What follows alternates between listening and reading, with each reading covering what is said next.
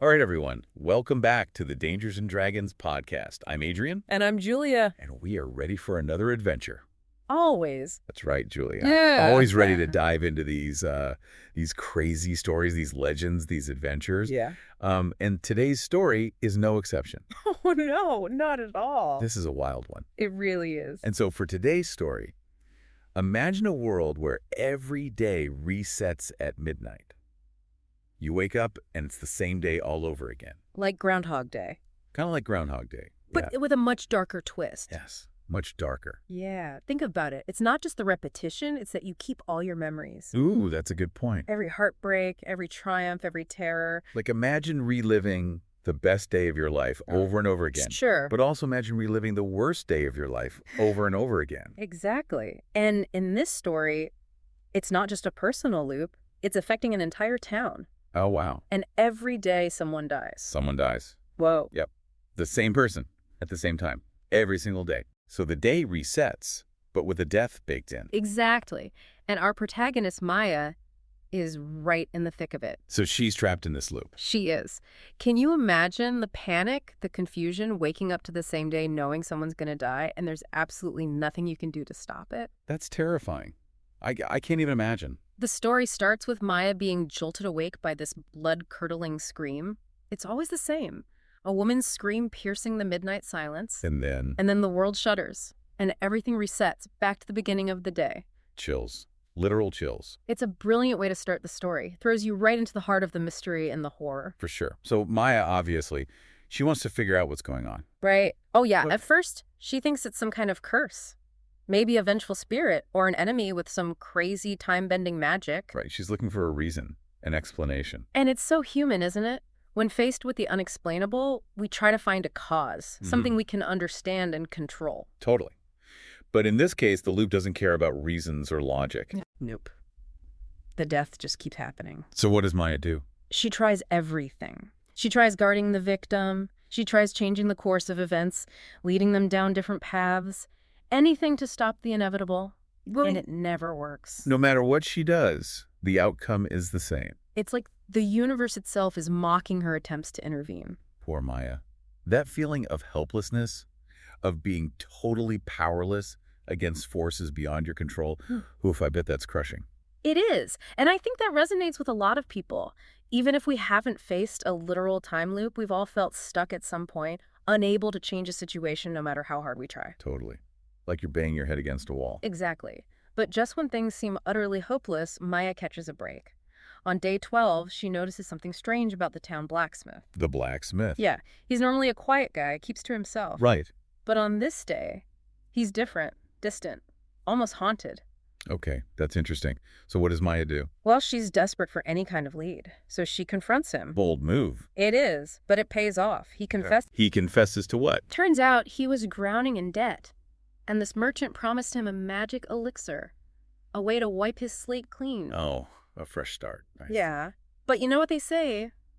There's no such thing as a free lunch. Right. This elixir, it came with a nasty side effect. The temporal snap. The reset. Oh, bingo! His personal world rewinds, but his actions, his guilt, they linger. Wow. So he's not intentionally causing the deaths, but he's caught in this temporal side effect. Exactly, which raises an interesting question for our listeners. Is he truly to blame if he's unaware of the consequences? That's a tough one. Not sure. What do you think? Well, it's a complex issue, Yeah. and we'll definitely delve into that more later. But for now, let's get back to Maya. Okay, so she finds out about the elixir and the merchant. Yep, and she's furious at first, but then her anger gives way to a more complex understanding. She realizes it's not some evil mastermind behind this. Right, it's a man trapped by his own desperate choices, and that changes everything. So what does she do next? She finds the elixir hidden in the blacksmith's stash. Ooh. And then she goes after the merchant, the one who provided it. Okay, but this time it's not a solo mission. Right.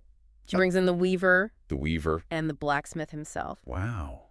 They're all in this together now. They are bound by this awful secret, but choosing to face it together. It's like this extreme pressure, this shared trauma. It forges a new kind of community. Exactly. And together they uncover the real heart of the problem. Which is The merchant's son. the merchant's son. What does he have to do with it? He's the unintentional trigger for the whole deadly loop. Whoa.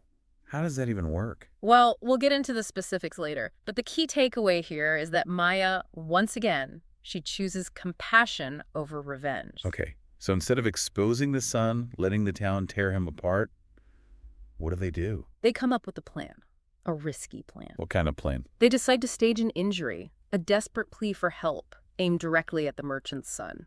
Oh, interesting. So they're trying to awaken his empathy, make him see the impact of his actions, and choose a different path.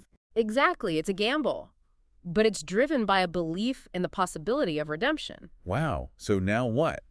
They've set the stage? They've made their move? Now they wait, and the clock is ticking. The midnight hour approaches. And the fate of the town hangs in the balance. This is intense. It gets even more intense, trust me. But for that, we'll have to wait for part 2. Stay tuned, folks.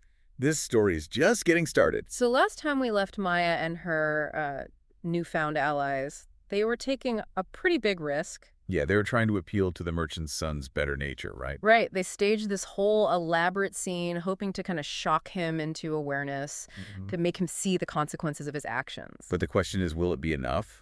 Will it break the loop? That's the big question, isn't it? And the tension, oh man, the tension is almost unbearable. You can practically feel the whole town holding its breath. Like they're all waiting for the other shoe to drop. Exactly. They've been through this so many times. They're conditioned to expect the worst. So day 24 arrives, and that midnight hour, it's just thick with anticipation. And then silence. No world-shattering crack, no screams, no sudden rewind. It's like the calm before the storm.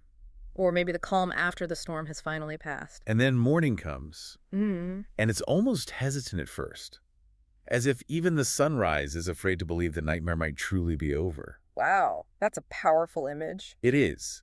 But as the day unfolds, and the familiar rhythms of life return, a new feeling dawns on the town. What kind of feeling? It's not the blissful ignorance they once had. It's more like a hard-won sense of relief. A relief that's all the more powerful because it was born out of such profound suffering. Exactly. They've stared into the abyss, and they've come back. Changed forever. But alive. And that's what matters. So they managed to break the cycle. They did. And not through some epic magical battle or anything like that. Right. It was through something much quieter, much more difficult. The work of changing one heart. And that wasn't about revenge or punishment, was it? No, it was about understanding. About finding the root cause of the problem and healing it. It really makes you think about how change happens, doesn't it? It does. Sometimes the most powerful weapon isn't force. It's empathy. But even though the immediate danger is gone, this whole experience, it's left an indelible mark on everyone, hasn't it? Oh, absolutely. They've stepped back from the abyss. But that doesn't mean the abyss has forgotten them. And for Maya, the cost is even greater. Because she remembers everything, right? While everyone else gets a clean slate, she carries the full weight of those 24 days. Every death, every reset, every terrifying detail, it's a burden that could easily crush her spirit. It makes you wonder, is it fair? Is it fair that she has to remember all of that while others get to move on blissfully unaware? That's a tough question, and there are no easy answers. On one hand, you could say that forgetting is a mercy, a way to protect people from the trauma. But on the other hand, you could argue that true healing requires acknowledgement. That sweeping the trauma under the rug just creates a breeding ground for future problems. Right. It's like that saying, those who cannot remember the past are condemned to repeat it. Exactly. So maybe remembering, even if it's painful, is the only way to truly break free. It's a dilemma that really gets to the heart of what it means to be human, doesn't it? It does. The tension between our desire for happiness and our need to confront the darker aspects of our existence. And for Maya, that tension is even more pronounced. She's caught between the shared relief of the town and her own isolated burden of memory. It's like she's living in two realities at the same time. Exactly. And it's a stark reminder that even in collective victories, individual experiences can vary wildly. What feels like a happy ending for some can be a source of ongoing struggle for others. But even in Maya's isolation, there are glimmers of hope. Like what? Well, remember the blacksmith's haunted eyes? Filled with a gratitude he can't even fully understand. And merchant's quiet thanks, an acknowledgement of the sacrifice Maya made to save his son. Those small acts of recognition, those moments of human connection, they become Maya's anchors. They remind her that her pain wasn't in vain, that even when she feels utterly alone, she's not. And maybe that's the real lesson here, that even when faced with unimaginable horrors, even when we feel broken and lost, those tiny sparks of human connection, they can make all the difference. So we've seen Maya go through this incredible ordeal, right? This deadly time loop, and she's come out the other side. But the story doesn't just end there, does it? No, not at all. The real challenge begins now. How do you live with what you've experienced, especially when everyone else has moved on? It's like she's living in two realities at the same time. The town's reality, where everything's back to normal, Yeah. and her own reality, where the memories of the loop are still so vivid. And it's not just the memories, it's the knowledge. The knowledge of what happened, of what could happen again. And the weight of that knowledge, that responsibility, it's got to be heavy. It is. It's a burden that most people would probably want to forget. But Maya can't forget. She's the only one who truly remembers. And that sets her apart. It does. It makes her different. But Right. it also gives her a unique perspective, a deeper understanding of the world and the people in it. So how does she navigate that? How does she reconcile the town's collective amnesia with her own vivid memories? Well, I think her memories become a kind of guiding force, a reminder of the fragility of life and the importance of making choices that align with her values. Even when those choices are difficult? Even when they come at a personal cost? Exactly. Remember her decision to fight for the town, even when she was the only one who fully understood the stakes. She could have easily given up, retreated into herself. But she didn't. She chose to bear the burden of knowledge because she knew it was the right thing to do. And that sense of responsibility, that commitment to doing what's right, that's what makes Maya such a compelling character. It is. It's a reminder that even when we're faced with unimaginable darkness, even when we feel broken and alone, we still have the capacity for growth, for resilience. For finding meaning and purpose in the midst of chaos. And maybe that's the true victory here, not just breaking the loop, but finding a way to live with the aftermath, to honor the pain without letting it define you. It's a journey for sure, but it's one that Maya doesn't have to undertake alone. Right. Remember those small acts of kindness we talked about earlier? The blacksmith's gratitude, the merchant's acknowledgement. Those moments of connection, however fleeting, they offer Maya a lifeline.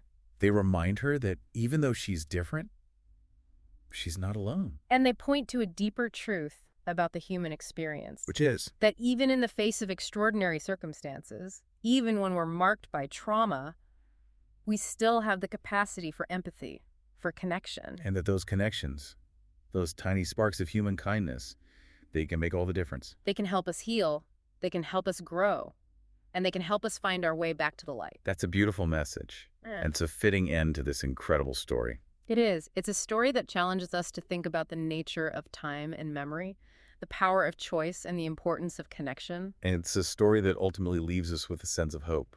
A hope that even in the darkest of times, we can find our way back to each other. And that even when we feel lost and alone, we're never truly beyond the reach of human kindness. So there you have it, folks. Another adventure in the books. Don't forget to rate and follow us for more captivating tales, legendary adventures, and mind-bending explorations of the extraordinary. Until next time, keep those imaginations firing. And remember, there's always a story waiting to be discovered, just around the corner.